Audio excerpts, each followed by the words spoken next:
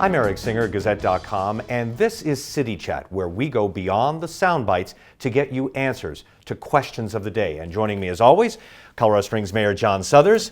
Eric, glad to be with you. And my co-host, Billy Stanton-Onleu, Gazette reporter, is on special assignment right now. So let's get started. First, everybody's talking about potholes. Everybody's wanting to see where that road tax money is going. Has it gotten here, and is it going to where it needs to be? Merchants are just now, in the last 2 weeks of February, turning in the money that they collected in January. So we'll know what the first month's collections are by March 7th. And we'll publicize how much money was taken in January, collected from the merchants in February. But a couple of things have happened. Number one, contracts have been awarded for concrete work, for curb and gutter work, and people will see people pouring concrete during the winter months for curb and gutter for streets that are going to be overlaid this when the weather warms up. The RFPs are out for the paving work. They're due back in another couple of weeks, and then contracts will be awarded for the paving work that will actually take place beginning probably late April, early May, depending on how the weather warms up. What people have to understand is right now what we're doing is trying to fix as many potholes as we can.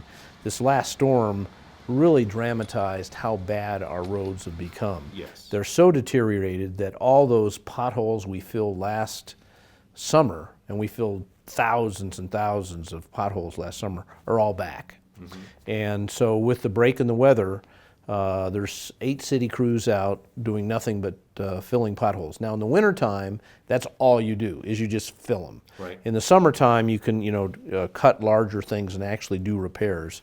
In the wintertime, all you're going to do is just try and fill them so people won't be ruining their tires.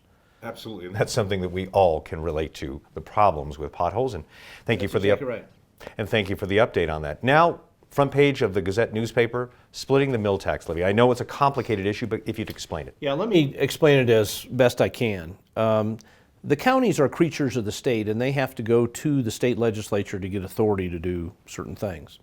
40 years ago, the counties went to the state legislature and said, let us impose a road and bridge mill levy to pay for road and bridges in the county.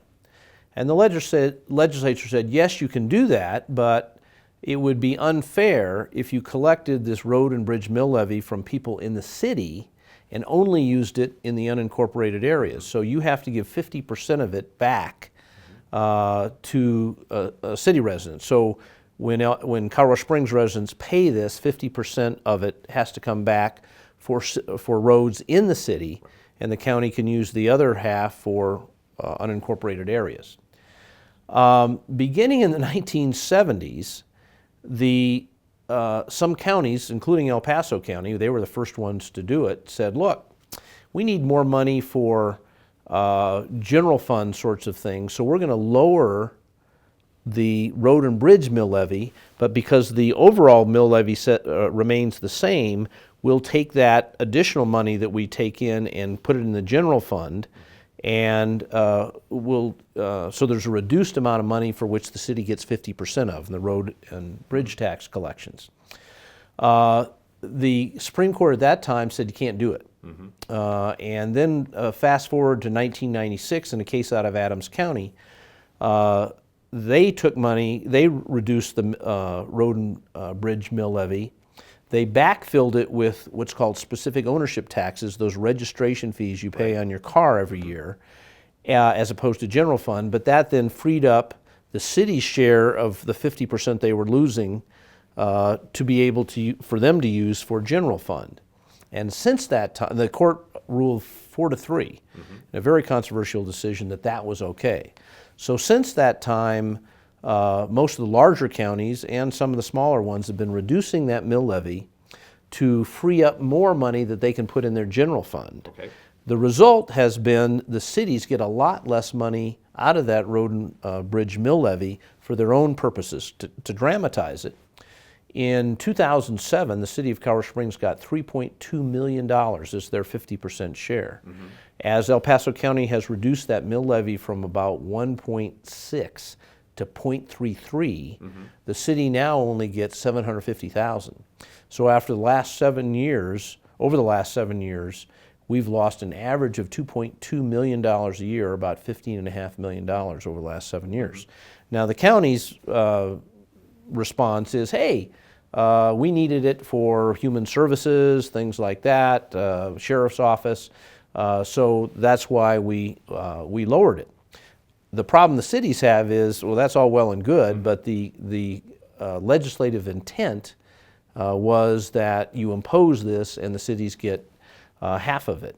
And so what this bill that I testified on wouldn't get the money back, it would just stop the bleeding here. You can't do further reductions without the authorization of 50% of the municipalities in the county.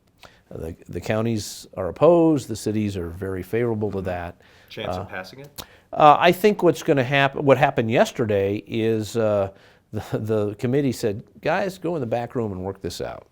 And if you can't work it out, come back, and I think maybe we'll have a chance to pass if nothing's worked out.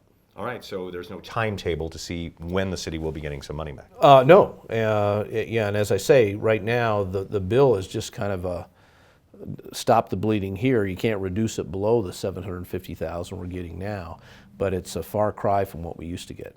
Another key controversial topic that we've been following for months, if not years, the Southern Delivery System negotiations and also stormwater.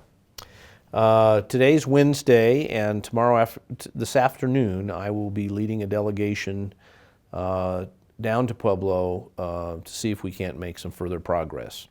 I was down there about a month ago, got some feedback from them, then the team of negotiators went down, kind of narrowed the issues. And this afternoon, I'm leading the Colorado Springs delegation, and Terry Hart, commissioner down there, is leading a Pueblo delegation. And we're going to hone in on a couple of identified issues and see if we can't resolve those. In the meantime, we've had a further meeting with the EPA on the other front. And as I've said before on this program, the task is to resolve our differences with the DEA and resolve our differences with Pueblo in a way that synchronizes. And of course, the pressure point is we want to turn on the Southern Delivery System, this $900 million investment, in April. And Pueblo is indicating that they may challenge our 1041 permit if we can't open up, if we can't come to some resolution here. Do you believe that you can come to some resolution? April's timetable is a firm one. Yeah, because that's when the system is tested and would otherwise go on and warranties start running, and so that's a time when we want to turn the system on. I feel like the city has come an incredible long way. Essentially what the council and I have done, Pueblo's big complaint, as I've pointed out in this program, is we used to have a stormwater enterprise that was generating $15–16 million a year for our stormwater program, and the voters did away with it. And they said, we gave you this permission to build this system across Pueblo County, believing that you would retain that stormwater system, because virtually all major cities have a stormwater enterprise where personal property is assessed. What the council and I have done is, come up with $20 million a year that we're willing to commit for 10 or 20 years into the future. That's a lot of money that will take care of a lot of the infrastructure projects that would benefit Pueblo. And of course, we're also dealing with the EPA and more inspectors and things like that. But if we entered into an IGA, essentially Pueblo would have what we used to have, and that's a commitment that we'll spend a minimum amount of money a year. So there's a lot of political forces in Pueblo, but I hope common sense will prevail and we'll get this thing settled. Still up in the air, but you're hopeful. I am very hopeful, yeah. All right. At this moment, you have a chance to give your final message to the residents of Colorado Springs and the Pikes Peak region. Still a lot of great things going on. I would encourage folks, fly to Vegas when the Frontier flights start in April, because we want to make sure that we support that flight, and it will be followed up with other flights. We feel pretty good about the fact that we could get another couple of Frontier destinations this year and perhaps more in 2017, but we need the public support. Other things are moving ahead. Our unemployment rate's now 4%. Believe it was 9.6% just a couple of years ago. So we've made an incredible amount of progress there. For the first time in a long time, the jobs available outstrip the number of people looking for jobs. The average opening is $64,700 job. It's the economics are really starting to turn in the right direction. We've got good real estate appreciation. What I like about our real estate appreciation, we're getting in there about 6% a year. Mm-hmm. And you can look in Denver and say, wow, they had 18% last year. Well, that sets you up for a bubble. And I noticed that there's a significant decrease in rents in Denver over the last couple of months. I would rather have that sustained 5 or 6% a year kind of growth that I think we're starting to enter into. So. All right. Well, thank you so much for being here, as always, Mayor. You bet. Thank you, Eric. And thank you for watching City Chat, where we go beyond the sound bites to get you answers to real questions facing Colorado Springs and the Pikes Peak region. We'll see you next time.